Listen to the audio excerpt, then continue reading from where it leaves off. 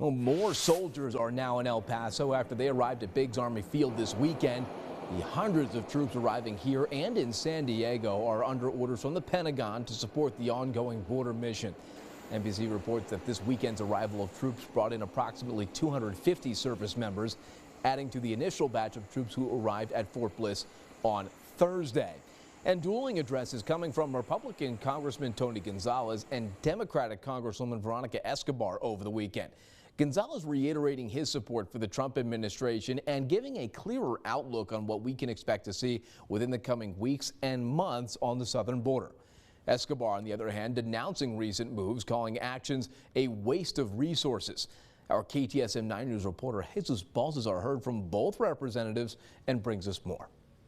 The district I represent has been ground zero for this border crisis, and it will be ground zero for the deportation operations that are ongoing. It is highly unusual to see this much personnel being used during a time that is not where we're not at a crisis point. On his part, Gonzalez says that President Trump has had an immediate impact, with operations at the border running smoothly right out of the gate. And if the military is working very closely with ICE and ERO, which is happening, this is going to be a very streamlined operation very quickly. Hat goes off to Tom Homan, hat goes off to President Trump. He notes that through his talks with soldiers at Fort Bliss and U.S. Border Patrol agents, there is excitement of getting to work. And in order to continue fueling those efforts, he says he and Congress will have an integral role. That we are investing those funds and those resources to give the president every instrument he needs in order to execute these deportations at the scale that needs to happen. These convicted criminal aliens need to go home.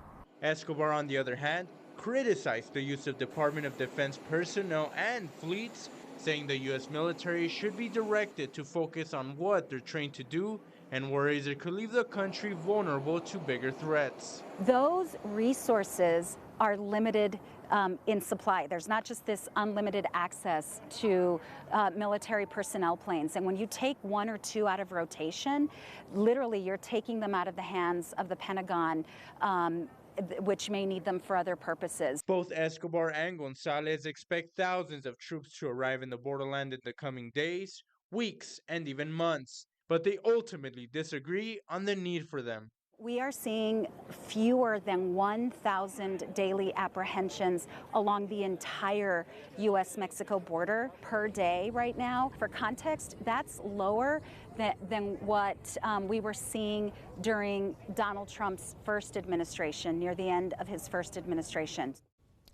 Well, thank you to Jesus for that report. We asked both about the concerns that local leaders had voiced this week regarding Trump's immigration efforts and the importance of having their collaboration.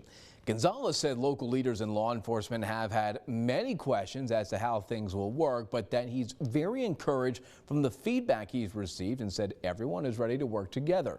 Meanwhile, Escobar said she's has yet to meet any community leader excited about Trump's directives, saying there is a lot of uncertainty and concern and that she'll be hosting roundtables with local leaders to assess the information coming down from the White House.